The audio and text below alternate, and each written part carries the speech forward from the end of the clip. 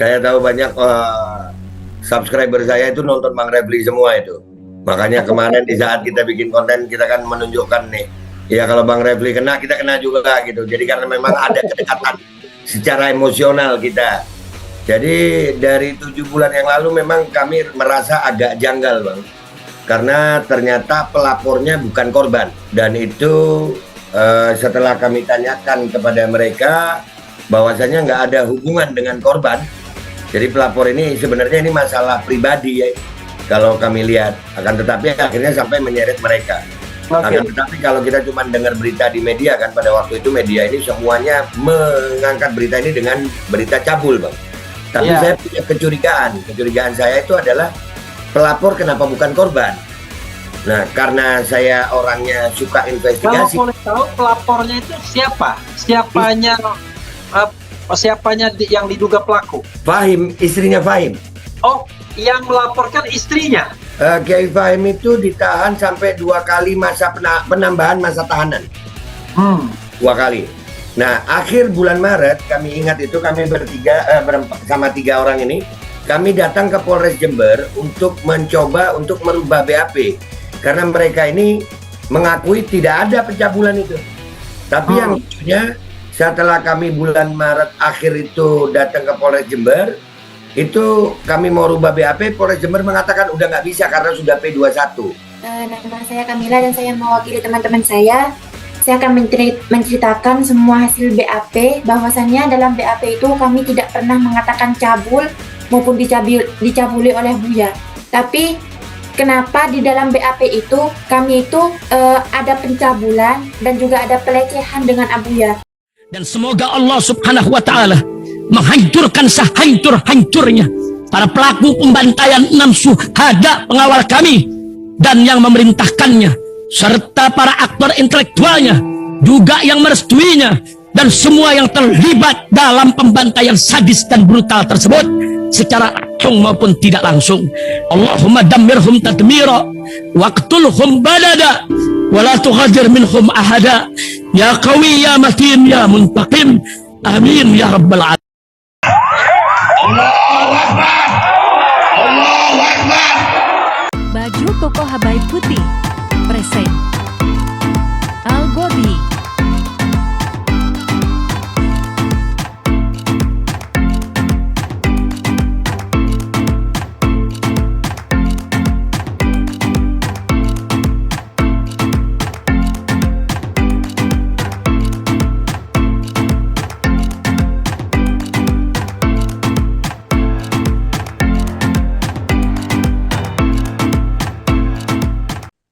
Assalamualaikum warahmatullahi wabarakatuh.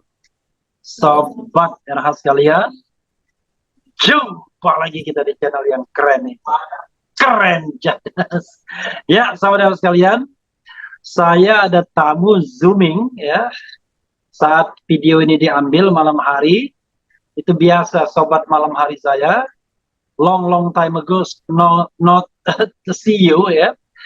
Babe Aldo. Ya, Assalamualaikum warahmatullahi wabarakatuh, Be. Waalaikumsalam warahmatullahi wabarakatuh, Bang Refli. Ini luar biasa ini. Tiba-tiba kok ada 3 orang di samping Babe.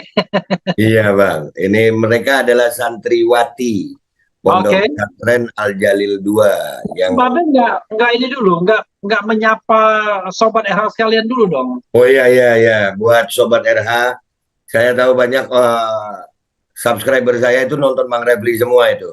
Makanya kemarin di saat kita bikin konten, kita kan menunjukkan nih, ya kalau Bang Refli kena, kita kena juga gitu. Jadi karena memang ada kedekatan secara emosional kita. Saya termasuk subscriber Bang Refli juga soalnya. Oh sama, saya semuanya. Subscriber Babe Aldo juga. Ya, Be. Babe sengaja saya undang ya untuk bicara mengenai kasus yang sudah lama viral. Dan saya ingin sekali mengangkat kasus ini, tetapi barangkali belum menemukan traffic dan lalu lintas yang baik kemarin-kemarin. Dan ternyata Babe ada di sekitar situ ya, soal kasus Gus Fahim atau Fahim Mawardi. Nah, Babe bisa jelaskan dan terima kasih. Ternyata Babe membawa Sokol yang dikatakan sebagai korban, ya. Tapi untuk sobat era sekalian, di mana saya belum pernah mengangkat kasus ini, barangkali bisa dijelaskan, Be. Kasus Gus Fahim itu kasus apa dan kemudian sampai tahap apa sekarang ini? Baik, kalau kasusnya sendiri, beliau itu dituduh melakukan perbuatan cabul terhadap santri-santrinya. Korbannya itu dari mulai awal itu ada yang bilang 17, 11, sampai terakhir 4. Nah, di antara 4 itu 3 ini yang salah satu dari mereka ini dari 4 itu, Bang, yang nggak ada. Oh, salah 3 dari 4. Iya, 3 dari 4. Oke. 3 dari 4 korban. Jadi dari 7 bulan yang lalu memang kami merasa agak janggal, Bang. Karena ternyata pelapornya bukan korban. Dan itu setelah kami tanyakan kepada mereka bahwasanya nggak ada hubungan dengan korban. Jadi pelapor ini sebenarnya ini masalah pribadi ya, kalau kami lihat. Akan tetapi akhirnya sampai menyeret mereka. Dan sekarang peristiwa hukumnya sudah sampai ke sidang vonis mestinya. Mestinya kemarin tanggal 10 sidang vonis. Tapi majelis hakim menunda 1 minggu lagi. Kami nggak tahu alasannya apa. Alasan normatifnya itu majelis hakim belum menentukan sikap sepenuhnya untuk memutuskan vonisnya berapa, Bang. Begitu, Bang. Iya, kalau boleh tahu kasus ini kapan menyeruaknya, Be? Januari. Bulan Januari. 2 Januari? Bulan Januari, saya tanggalnya kurang kalian ingat. Oke, bulan Januari tahun 2023, Bang. Tahun 2023. Jadi sudah 8 bulan ya. Betul. Kurang lebih. Jadi persisnya adalah Gus Fahim ini sebagai pemilik pondok pesantren ya. Pengasuh. Pengasuh pondok pesantren apa namanya? Al Jalil 2, Jember. Pondok pesantren Al Jalil 2 Jember. Iya. Di mana Babe sekarang tinggal ya? Babe kan tinggal di Jember sekarang. Saya di Jember tapi bukan di pondok pesantren, saya ngontrak rumah, Bang. Iya. Pokoknya antara Jember Jakarta 2J ya. Iya, 2J gitu. Jadi pesantren Jalil 2 ini Gus Fahim itu salah satu pengasuhnya dan dia dituding, dilaporkan melakukan pencabulan ya. Betul, Bang. Terhadap 4 santriwati. Awalnya lebih banyak. Iya, awalnya lebih banyak. Tapi antaranya ada di sini. Iya, kasus betul. itu sudah bergulir sampai pada tahap seharusnya pembacaan putusan, vonis. Iya, vonis. Pengadilan Negeri Jember ya. Iya. Kapan rencana vonisnya? Tanggal 16, Bang.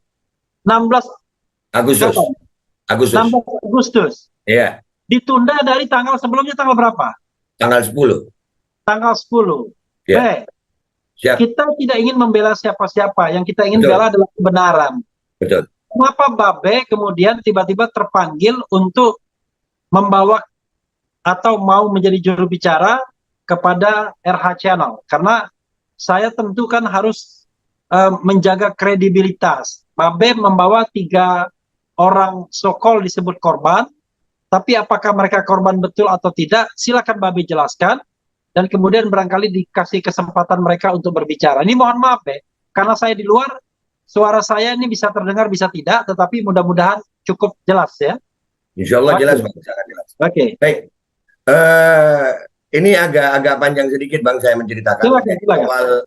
Awal saya datang ke sini itu karena memang Kiai Fahim ini kan kebetulan satu perjuangan lama kita.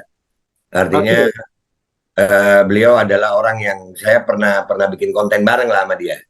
Tetapi kalau kita cuma dengar berita di media kan, pada waktu itu media ini semuanya mengangkat berita ini dengan berita cabul, Bang. Tapi saya punya kecurigaan saya itu adalah pelapor kenapa bukan korban. Nah, karena saya orangnya suka investigasi. Kalau boleh tahu pelapornya itu siapa? Siapanya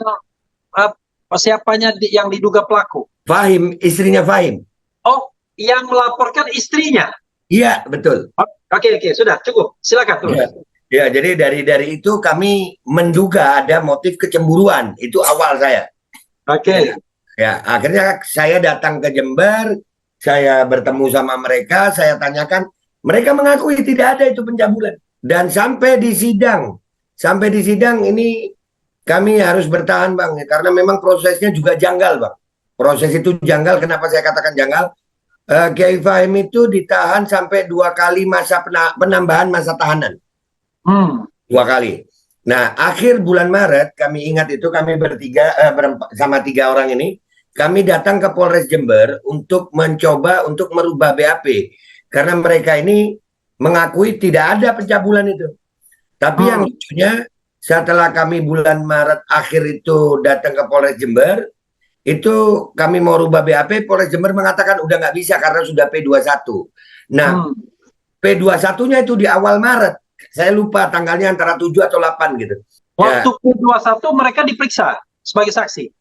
Enggak Bang, cuman BAP aja. Oke. Cuman BAP.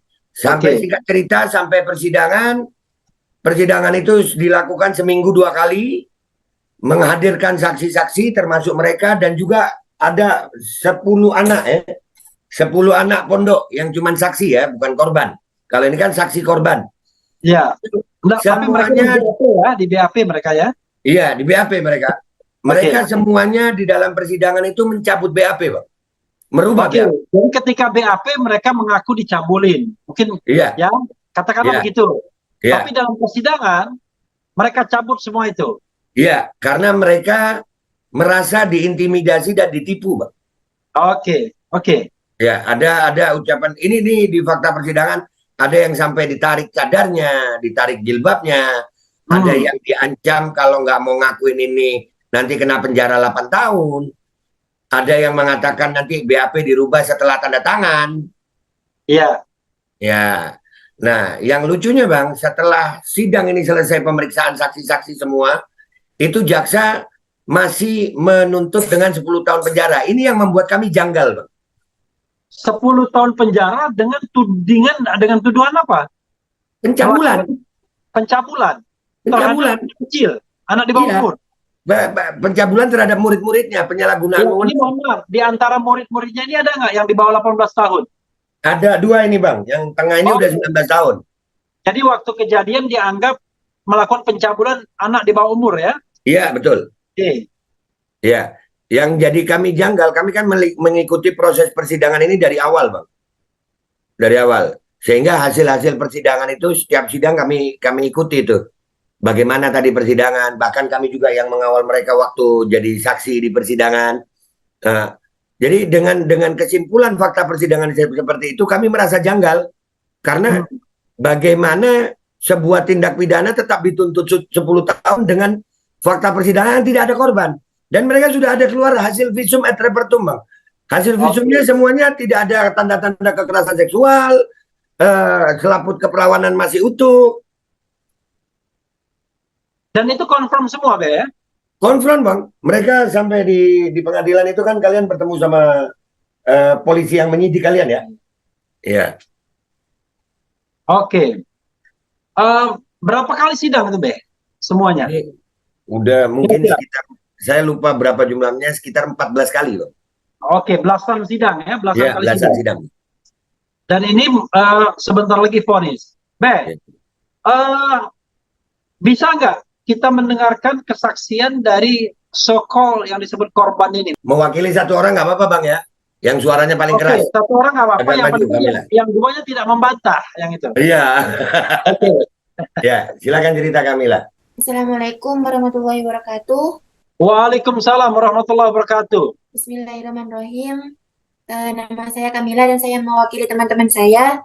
Saya akan menceritakan semua hasil BAP, bahwasannya dalam BAP itu kami tidak pernah mengatakan cabul maupun dicabuli oleh Buya. Tapi kenapa di dalam BAP itu kami itu ada pencabulan dan juga ada pelecehan dengan Abuya. Tapi kami tidak pernah mengatakan dalam BAP itu. Kalau Gus Fahim biasa dia panggil apa? Abuya. Oh, Abuya. Oke. Ini Mama Gus Fahim usia berapa sekarang? Gus Fahim ini kira-kira di bawah saya 6 tahun lah Bang, 37, 38 lah dia. Oke, 30-an ya. Silakan teruskan. Dalam BAP itu ada kata cabul. Terus kami itu setelah polisinya itu menulis kata-kata itu dalam BAP, kami disuruh baca ada kata pencabulan, terus kami maunya itu diganti karena kami tidak pernah mengatakan cabul dalam BAP. Terus kata polisi di sana mengatakan kalau kamu tidak mau tanda tangan, kalau kamu mau diubah, kamu akan ikut buya selama hukuman 8 tahun penjara gitu. 8 tahun. Iya. Oke. Jadi, Iya bang. mereka ini tidak pernah mengatakan kata dicabuli, Iya. tetapi di dalam BAP tertulis kata dicabuli, begitu. Iya, begitu bang. Jadi ada intimidasi bang. Oke, Bukan itu intimidasi yang dilakukan oleh intimidasi oknum kan penyidik. kita bicara fakta ya, penggalian Iya. fakta lanjutnya. Iya. Tapi saya ingin fakta yang paling mudah dikonfrontir oleh yang bersangkutan. Yang jelas, yang bersangkutan menyatakan tidak pernah bilang dicabuli di Iya. dalam BAP, tapi yang tertulisnya dicabuli. Iya. Waktu tanda tangan, baca nggak bahwa ada kalimat itu? Baca. Kenapa tetap ditandatangani? Karena katanya setelah BAP itu kan kami ada yang salah tuh, ada kata-kata cabul. Kami bilang ke polisi ini loh salah, ada kata-kata cabul. Iya nanti tak ganti setelah tanda tangan gitu bilangnya. Oke, jadi ada yang bilang nanti diganti setelah tanda tangan. Iya. Kalau siapa yang ngomong ini, Mbak siapa? Kamila. Mbak Kamila dijanjikan diganti atau diancam? Ada juga ya teman-teman, ada yang diancam, ada juga yang mau diganti. Kalau Kamila Diganti. diganti Kamila. Oh, Kamila diganti. Yang duanya diganti juga atau diancam? Diganti. Diganti. Yang satunya lagi diganti juga? Enggak, yang Anissa itu yang dia mengalami ditarik cadarnya, mengalami intimidasi fisik bang. Dan itu saksinya Kamila yang melihat. Oke, Anissa itu yang sebelah yang paling dekat. Enggak ada di sini. Oh, enggak ada. Oke. Ya. Siap bang. Oke, tetapi ya tentu kalau enggak ada kan kita akan susah konfrontasinya. Iya bang. Karena ada cerita seperti itu ya. Iya bang. Apa yang Babe harapkan dalam kasus ini kepada, sekarang kan tangannya kan di pengadilan negeri Jember, para hakim. Ya. Apakah selama persidangan itu Babe melihat ada intimidasi terhadap jaksa dan hakim, ataukah persidangannya cukup fair sehingga hasilnya bisa diharapkan, atau bagaimana, Be? Baik, kalau dari melihat dari proses persidangannya semua berjalan dengan normal kok bang. Semuanya normal. Ya, hanya saja kami terkejut bang dengan tuntutan jaksa itu. Itu aja yang membuat kami jadi kok begini gitu. Itu kan kayak kasus Gus Nur dan Bambang Tri. Iya. Jadi tetap dituntut 10 tahun juga mereka maksimal. Benar. Padahal nggak ada korban gitu bang. Nggak ada korban. Dan bedanya kasus Gus Nur dan Bambang Tri itu kan menyangkut presiden. Iya. Ya, ini nggak ada ini. Ini sebetulnya masalah rumah tangga. Ada apa dengan kasus ini kan gitu? Oke, yang menarik itu adalah ini kan pengaduan dari pihak istri yang bersangkutan. Iya. Itu sampai sidang istrinya tidak mengatakan sebaliknya atau misalnya dia menarik atau apa enggak ya? Enggak. Cuman hanya saja yang lucu ada satu fakta persidangan terkait si pelapor ini. Waktu di sidang ditanya apakah melihat pencabulan itu tidak. Jadi ini lucu ini. Istri sendiri tidak menyaksikan itu. Si pelapor sendiri tidak menyaksikan perbuatan cabul itu. Lalu siapa saksi yang mengatakan terjadi pencabulan? Nggak ada. Nggak ada? Nggak ada. Di persidangan tidak ada bang. Tidak ada. Jadi tidak ada saksi yang mengatakan terjadinya pencabulan. Tetapi tetap dituntut 10 tahun. Iya. Oke, itu soalnya, Be ya? Iya, benar, Bang. Oke. Apa yang Babe harapkan kepada hakim? Apakah Babe cukup yakin hakim akan independen menjatuhkan hukuman berdasarkan fakta persidangan? Ya, kami tetap berharap hakim bisa independen ya, Bang ya. Berharap. Cuman kita harus berbuat sesuatu, artinya begini, Bang. Yang saya perjuangkan ini sebetulnya bukan hanya Fahim. Akan tetapi mereka ini masih muda bang, masih anak-anak, bahkan ada yang 2 ini masih di bawah umur. Artinya kalau sampai Kiai Fahim ini divonis bersalah dengan perbuatan cabul, mereka ini akan tersematkan seumur hidup mereka bahwasanya mereka korban cabul, padahal mereka bukan korban cabul. Oke, itu yang paling lebih penting ya. Paling utama, Bang, bagaimana Iya. masa depan mereka melanjutkan kehidupan mereka, mereka itu dikatakan seperti itu. Bahkan sudah ada itu pondok pesantren Al Jalil di Google Map itu udah ditulis Al Jalil cabul. Oke, Ya, jadi ini yang menjadi masalah besar, Bang. Kenapa kami memperjuangkan sampai seperti ini? Dan mereka sampai hari ini mereka turun ke lapangan juga, Bang. Ikut. Mereka juga bersuara, bikin rekaman video, bikin surat pernyataan bahwasannya gurunya ini tidak berbuat cabul, dan itu juga dikirim ke pengadilan. oke. Dan mereka pastinya diperiksa sebagai saksi di depan persidangan juga. Iya, mereka sudah diperiksa di depan persidangan, mengirimkan surat juga pernyataan bahwasannya mereka tidak dicabuli, dan bikin keterangan video sampai sekarang di channelnya Bang Refli Harun. Dan, Ini kan sangat aneh bin ajaib. ya, Bang. Kalau misalnya ada tendensi politiknya, kita bisa memahami. Iya, Hukum bisa nothing, tapi politiknya berat. Ya kan? betul. Kalau Bang. ini kesannya kok seperti politik rumah tangga saja, atau ada dimensi lain yang Babe ingin sampaikan? Iya, ada kemungkinan karena Kiai Fahim ini termasuk orang yang kritis juga, Bang, terhadap apa yang terjadi, khususnya terhadap paham-paham liberalisme. Oke. Kepada tokoh-tokoh liberalisme itu, dan itu kelihatan juga kok ada beberapa tokoh liberal yang mendiskreditkan Kiai Fahim, itu ada. Jadi ada kemungkinannya mungkin ini masalah rumah tangga yang ditunggangi oleh kepentingan-kepentingan itu. Oke. Jadi selama proses persidangan atau tuduhan muncul dan persidangan terakhir ini, Ya. Babe mencatat tuh ada yang mendiskreditkan, yang mengglorifikasi kasus ini? Ada, Bang. Tokoh-tokoh itu ada dan pernah saya angkat juga di channel saya. Oke. Ya. Tapi tidak ada kaitannya dengan unsur politik ya?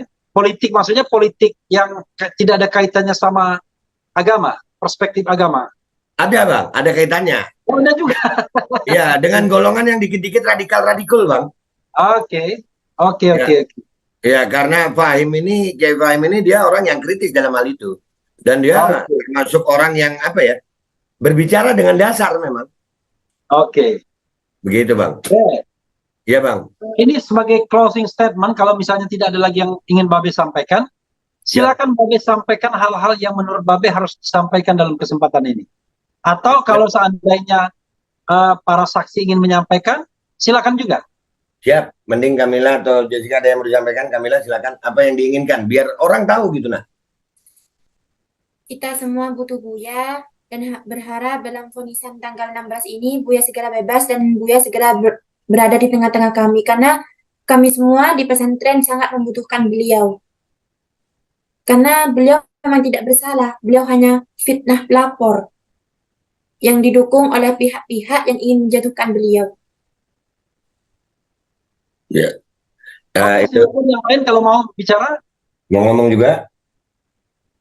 Kayaknya pemalu yang dua, Bang, kasihan. Oke. Tapi kita boleh saya juga ikut yang tambah, dua Bang. tidak diintimidasi ya, tidak terintimidasi ya. Enggak, memang pemalu Soalnya aja. mungkin bilang, wah ini terintimidasi. Enggak ya, insya Allah enggak ya. Ya. Mereka ini sudah kayak anak saya kemarin, Bang. Jadi ini tambah cerita, Bang. Selama 4 bulan mereka akhirnya tinggal bersama keluarga kami di sini. Oke. Mereka trauma, Bang. Mereka trauma. Mereka sendiri sebenarnya bukan asli Jember ya? Asli ya, Jember juga, Jember. Oke. Ya, mereka Tapi terintimidasi, dalam Bang. proses karena ada masalah ini, mereka kemudian lebih senang berkumpul dengan orang yang bisa melindunginya mungkin ya? Betul itu, Bang. Karena keluarga mereka pun itu mengalami intimidasi, Bang. Oke. Waktu proses penyidikan ini Kiai Fahim ditahan di Polres, itu ada proses intimidasi. Keluarga mereka didatangi. Nah, akhirnya mereka punya rasa trauma gitu. Makanya kami akhirnya mengamankan mereka dalam tanda kutip. Dengan izin keluarganya. Atas izin keluarganya. Jadi orang tuanya pun menyerahkan kepada kami di sini, Bang. Jadi sebetulnya ada hal lain yang mau disampaikan. Ya, jadi begini, Bang. Ini selain langkah-langkah hukum yang kami sudah ambil, kami juga sudah menyurati surat permohonan perlindungan hukum ke Mahkamah Agung. Komisi Kejaksaan, Kejaksaan Agung, Komisi 3, Menkumham, Menko Polhukam, Komnas HAM. Kami bersurat kepada lembaga tinggi tersebut. Kami juga ingin menyampaikan kepada rakyat Indonesia. Ke Komisi Yudisial juga ya? Kenapa Bang? Komisi Yudisial juga? Komisi Yudisial, ya ada juga Komisi Yudisial. Kami sampaikan ini surat ini memohon perlindungan hukum terhadap Kiai Fahim Mawardi. Karena kami melihat ini memang murni kriminalisasi. Ini bukan lagi tentang opini saya ini kriminalisasi atau pembelaan saya, bukan. Tapi ini menurut fakta persidangan. Dan kami berharap hakim besok memvonis dengan keputusan yang adil sesuai dengan fakta persidangan. Selama ini pemberitaan itu miring sebelah, Bang. Masih ada juga pemberitaan yang memberitakan tidak sesuai dengan fakta yang terjadi. Sehingga mereka di dalam keluarganya ada yang saya nggak sebutkan yang mana salah satu itu sampai berantem sama saudaranya karena disebut mereka ini korban cabul gitu Bang, udah nggak perawan. Padahal bukti visum itu bukti yang sangat kuat bahwasanya mereka masih dalam keadaan perawan dan tidak ada tanda-tanda kekerasan seksual. Jadi sebenarnya ini informasi kepada seluruh umat Islam, seluruh rakyat Indonesia bahwasanya terjadi peristiwa seperti ini. Sehingga hakim-hakim juga Hakim Pengadilan Negeri Jember besok itu memutuskan bahwasanya masalah ini sudah jadi masalah nasional, bukan hanya masalah di Jember. Karena sampai hari ini Bang Refli aja mungkin baru tahu ini. Iya. Ya, saya sudah tahu, tetapi detailnya yang belum tahu, ya. Nah itulah, karena pemberitaan ini panas di awal aja Bang, di awal panas. Tapi proses jalannya sidang itu nggak ada yang ngasih tahu ini. Media sudah nggak ada lagi. Iya. Ya, jadi ini yang perlu kami tampilkan lagi. Yang kemarin mengatakan cabul, ini sudah ada buktinya. Ini sudah ada faktanya. Bicara soal keputusan hakim besok itu kita serahkan kepada Allah. Yang pasti kita tetap berjuang, Bang. Mudah-mudahan ini insya Allah Kiai Fahim bisa diputus bebas karena menurut fakta persidangan tidak ada korban. Dan tidak boleh seseorang dihukum dengan tuntutan pidana sementara tidak ada korban. Begitu Bang, terima kasih. Ya, saudara sekalian ya, memang seseorang tidak boleh dipidana kalau dia tidak melakukan tindak pidana. Nah, mudah-mudahan ini memberikan informasi yang baik kepada majelis hakim. Kita paham majelis hakim sudah melihat fakta-fakta persidangannya dan juga kita berharap bahwa mereka memutuskan tetap berdasarkan kebenaran, keadilan berdasarkan ketuhanan yang Maha Esa. Terima kasih Pak sudah menjadi tamu di RH Channel dan mudah-mudahan ini sekali lagi membuka informasi yang sebaik-baiknya dan sesungguhnya. Tentu RH Channel tidak mencari pembenaran, yang kita cari adalah kebenaran. Begitu saja Pak ya? Ya Bang, terima kasih banyak. Saya mengucapkan mudah-mudahan ini diputus secara baik, bisa dibebaskan mereka yang tidak bersalah, dan kepada mereka-mereka yang dianggap korban bisa hidup secara layak, ya, jauh dari intimidasi atau perasaan tertekan secara sosial. Itu saja, Ben. Ya, Wassalamualaikum warahmatullahi wabarakatuh. Waalaikumsalam warahmatullahi wabarakatuh. Keren cadas, Ben. Keren cadas.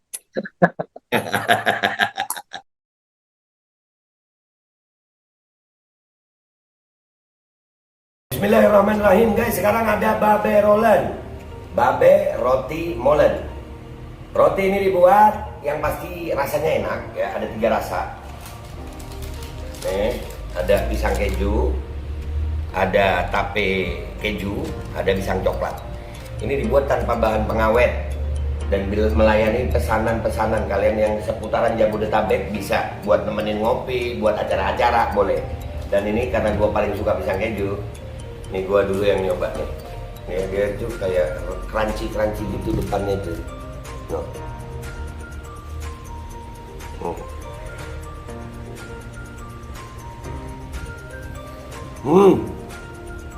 Tahu kerannya di depannya, terus di dalamnya empuk. Ya Allah.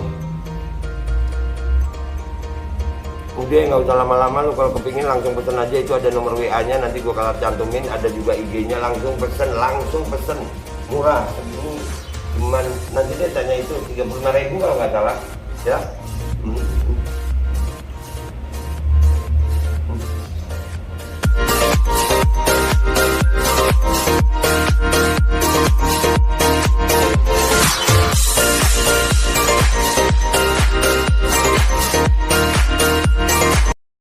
Assalamualaikum warahmatullahi wabarakatuh. Guys, alhamdulillah gue lagi di Jember dan gue dapat produsen Golden Pro MHA Vito.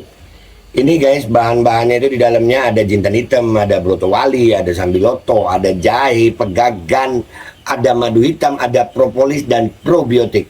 Dan ini alhamdulillah gue udah berapa hari ya? 4 hari gue nyoba ini.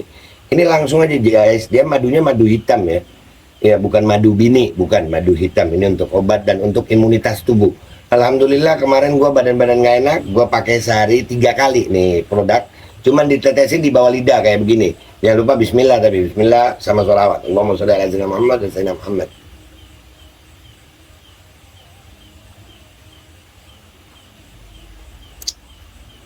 Dah begitu aja, sehari 3 kali.